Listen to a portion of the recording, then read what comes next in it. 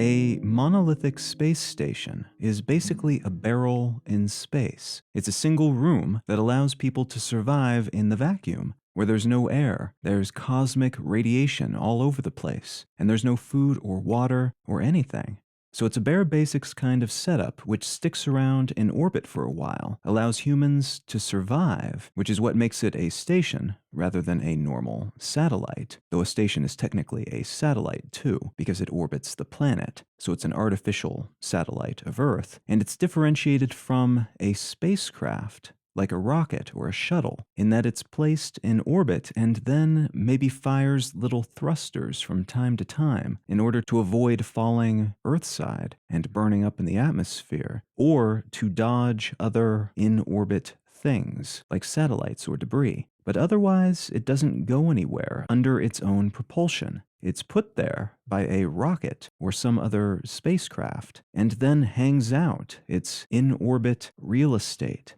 And a monolithic version of a space station is the equivalent of a shed rather than a house, because it's just a hollow, pressurized space that has the essentials so a human can hang out up there and not die, at least until those essentials like air and water run out, but not much more than that. The first space stations were monolithic, and the very first space station was launched by the Soviet Union in mid-1971. This Salyut 1 station was a modified version of a monolithic frame developed by the Soviets for their military space station program, which was called Almaz, but which intermingled with the Salyut civilian program from day one. In essence, they were developing scientific and other civilian use case space stations, while also developing secretive military space stations, and they shared technology between the two.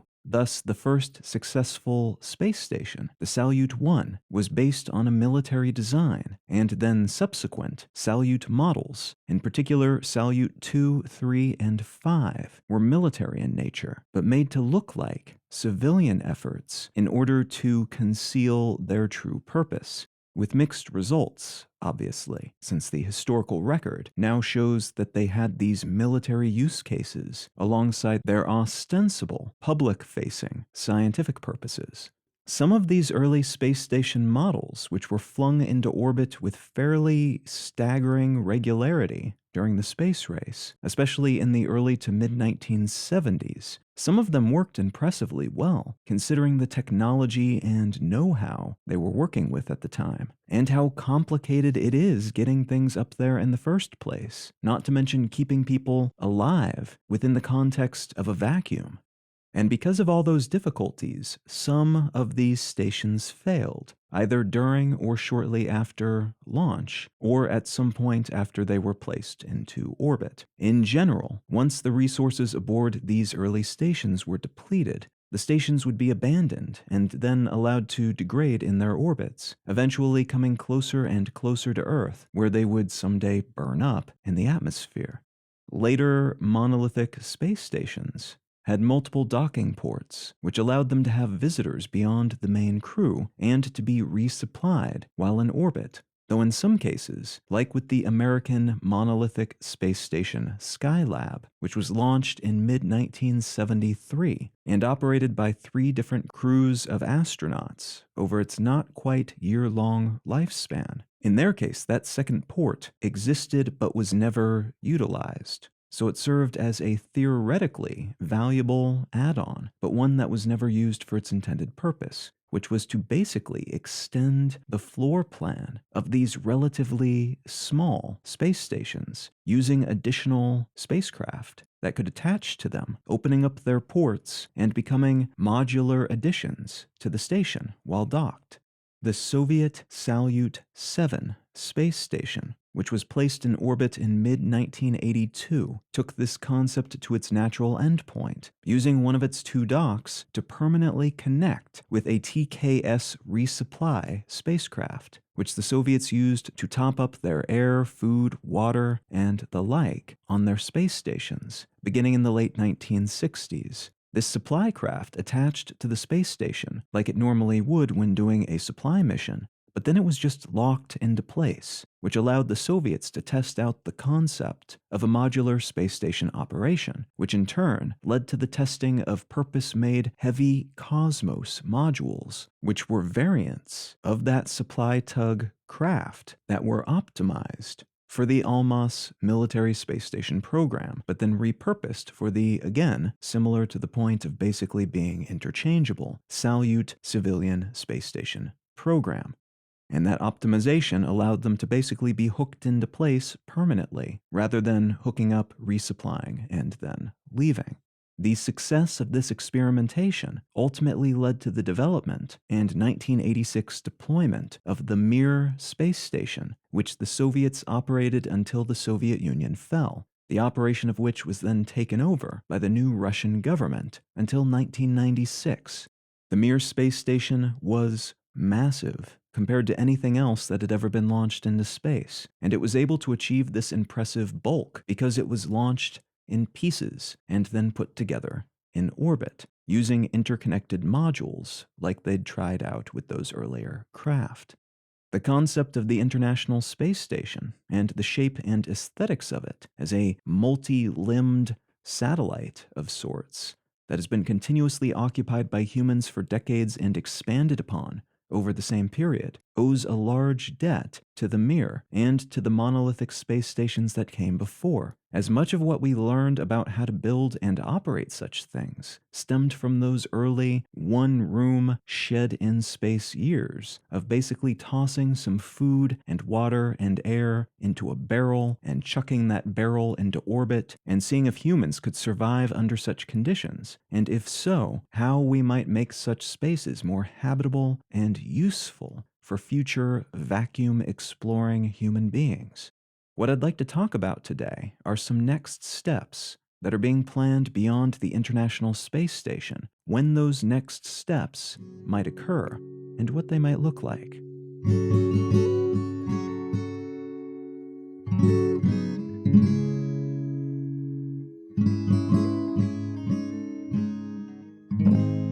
You're listening to Let's Know Things. I'm Colin Wright. Let's Know Things is an independent, listener-supported show. If you're finding some value in what I'm doing here, consider becoming a supporter. One of the simplest ways to do that is to become a patron at patreon.com/letsknowthings. You can also become a member at understandery.com. But you can find a complete list of both monetary and non-monetary ways to support this show at letsknowthings.com/support. A great big thanks to everybody who's already helping to support this show, and thank you in advance if you're considering doing so in the future. All right, let's get back to the show.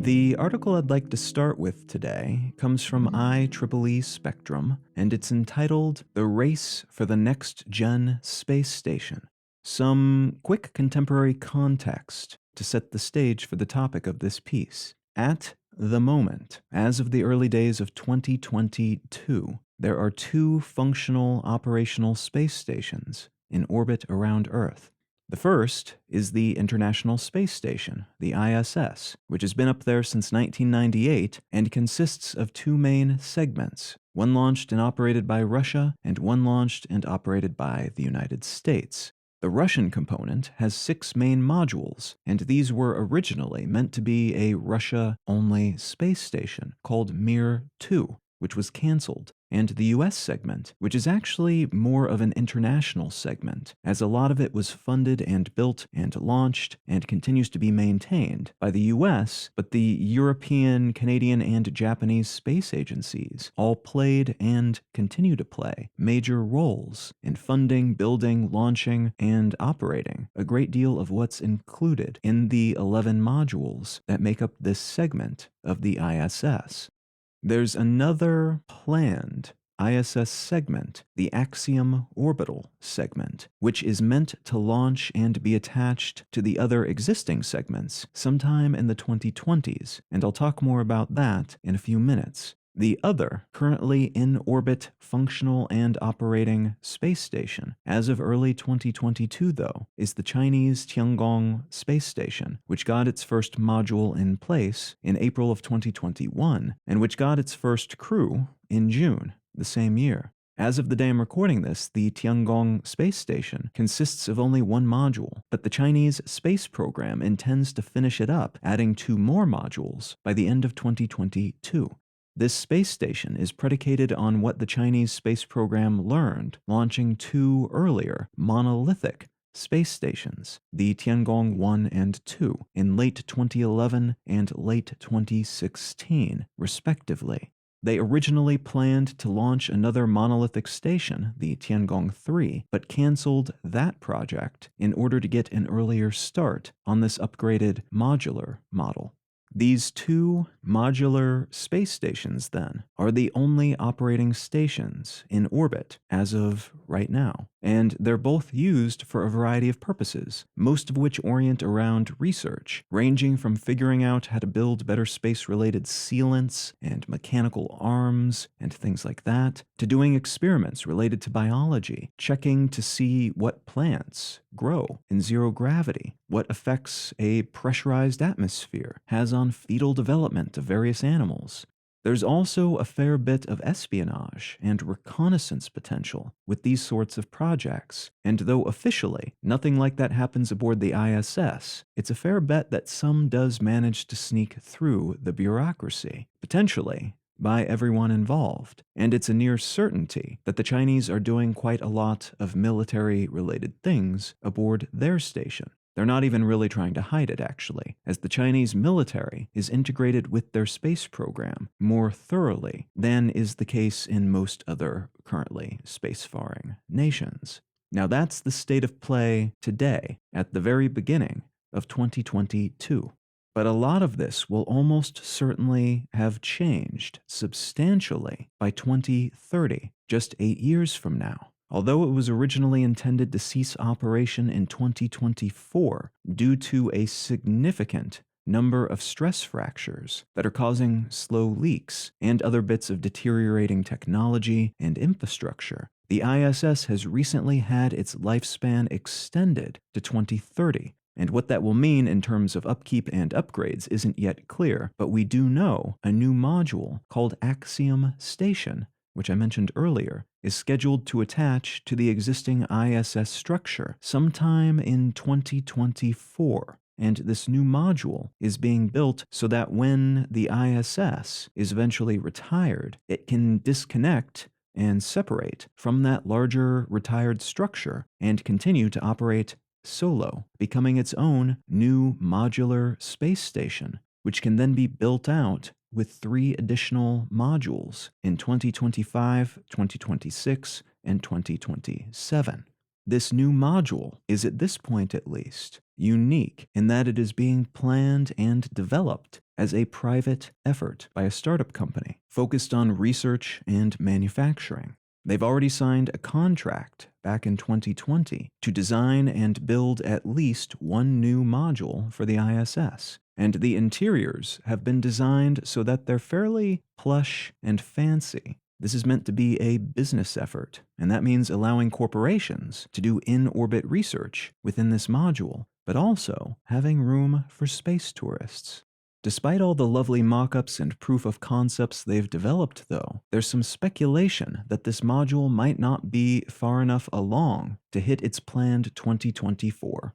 launch date. The U.S. Office of Inspector General has said it'll be a challenge to get this thing off the ground and installed even by 2030, and that's if they can get everything seemingly ready by 2025. In other words, the regulators in this space who decide who can launch what and connect with what in orbit are saying that they are not optimistic about this startup's ability to meet its currently stated goals. So we'll see if this happens when they want it to happen, and if it misses that planned deadline, if it then happens at all, as missed deadlines in this industry can often result in completely canceled projects, because the technology utilized and regulations to which they're adhering might be out of date by the time they get all their ducks in a row. NASA has also signed agreements with 3 US-based companies to develop new space stations, divvying out about $415.6 million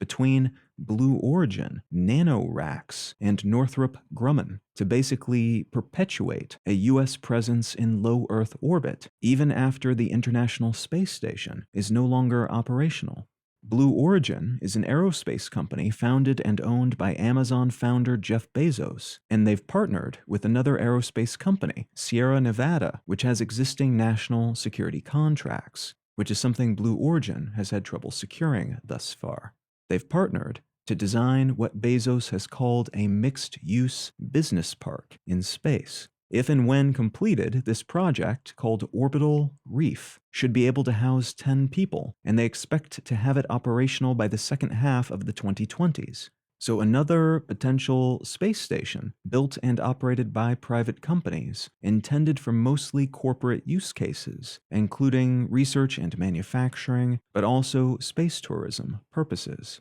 A space services company called NanoRacks has partnered with Lockheed Martin, a company that does all sorts of things, but which is perhaps most known for its weaponry and aerospace efforts. It builds a lot of the weapons and vehicles used by the US military, to develop a space station called Starlab, which is somewhat unique in that it's meant to be an inflatable habitat, which will be able to support 4 people. Will do similar things as Orbital Reef, so a lot of research and manufacturing backed by corporations and maybe some tourism here and there, but it's also distinct in that it's being pitched as a monolithic inflatable space station. So it's not meant to be modular, and the idea seems to be that if this one does well, they can make more of them. So it's a one-and-done sort of effort, rather than requiring multiple launches to complete over the course of years. And the Free Flyer space station, being developed by aerospace and arms manufacturer Northrop Grumman. Like Lockheed Martin, this is a company perhaps best known for making military hardware used by the US and other militaries, seems to have been pitched as a sort of ISS-2, in that it will be cobbled together using existing technologies and will be a test bed for stuff that they're building for NASA and other space agencies and companies. So instead of pitching something novel or distinct or revolutionary, they've opted to say, basically, we will use off-the-shelf gear that we know works and periodically try out new hardware that we can then provide for you later for use in other projects that you want to fund. And in the meantime, this station will work. And it will work a lot like the current ISS in that it will be modular, can be built out and iterated over time, and can be used for research and manufacturing or whatever else. It's notable in some ways that NASA chose to fund these 3 fairly conservative efforts for their next step US government-affiliated projects in low Earth orbit, while the elephant in the space industry room, SpaceX, is going in a completely different direction. Rather than investing in space stations, which again are basically bits of barrel-shaped real estate orbiting around the planet, in some cases connected to each other to make bigger pieces of real estate, SpaceX is doubling down on their Starship concept, which is a reusable spacecraft that's absolutely massive compared to other previous modules and shuttles. The craft alone, without its rockets, is 160 feet tall and contains more than 100 times the usable space for people and/or cargo compared to the crew modules used during the Apollo missions, and which, because of that size and the craft's reusability, can also be repurposed in situ as a space station or a habitat on the moon or Mars or other planets. The grand idea is that each starship can be kitted out for any of these purposes. It's like a motorhome in space. You can park it in orbit and use it as a space station and optimize it for that purpose. But then if you ever decide you want to move it someplace else, you could attach some rockets to it, hit a button, and send it elsewhere, setting it up as a space station around the moon, or sending it on a long-term journey to some other planet, or even some other solar system, theoretically. SpaceX has seen a lot of failure so far with their Starship testing. And these Goliath vehicles are expensive to make and they explode pretty spectacularly when they fail. But they went through the same trial and error process with their now industry standard, consistently reliable and comparably quite inexpensive reusable rockets as well. So there's a chance that all these space stations being developed in the conventional way will be outdated by the time they're launched and put into service. It may seem quaint that these stations just sit there, rather than offering the versatility and far better economics, potentially, of the reusable, repurposable Starship, and whatever competitors inevitably arise to the Starship using a similar business model and approach. The timing on using a Starship for space station purposes is anyone's guess, as it's mostly speculative at this moment. There are plans to use a Starship to return humans to the moon as part of NASA's Artemis program by 2025, but we'll see. These programs have a way of sprawling and being pushed back by future presidential administrations, and it may be that even if Starship is successful with the Artemis mission, SpaceX will become busy and so focused on travel of that kind that they end up pushing back their own still theoretical space station-related efforts and experimentation. So although Starship could end up being an incredible competitor in the space station space, it may be a while before that happens, and before we know if it ends up being a good idea the way it seems like it could be. Aside from the private efforts set to take off sometime before 2030, there are also several national efforts on the docket, including a Russian low Earth orbit space station intended to replace their own presence on the ISS whenever it disappears, and that is tentatively set for 2025, though with a lot of wiggle room, as their agency tends to push these sorts of things back almost as frequently as NASA does. And a space station that India has indicated it intends to build and launch, putting it into operation perhaps in 2030, though they have less of a history with this sort of thing. So it's impossible to know how likely they are to hit even that rough target. The Indonesian space program has suggested it may launch a space station sometime between 2030 and 2035, though details are very sparse on that at the moment. And there are several lunar space stations orbiting the moon instead of Earth planned for this decade, with the Lunar Gateway, an initially 2-module lunar space station, which can be expanded with more modules in the future, in development by the US, European, Canadian, and Japanese space agencies for a late 2024 launch, and another lunar space station planned by the Russian Space Agency for some time after 2030, though that project seems to be more aspirational than practical at the moment, and it lacks much in the way of publicly available details, so we'll see. Between the enormous number of satellite launches, the human hauling rockets, the reusability of elements in space exploration, the at times quite fascinating alternative launch techniques that are being tried out right now, and the large number of space stations that are planned for the next decade, the 2020s should be an interesting time for space, for the research that we're able to do in space, for potential innovations in various fields, many of which tend to work their way back down to Earth as well. And it should be an interesting moment for the evolution of our systems and processes and regulations and laws related to operating and living in space.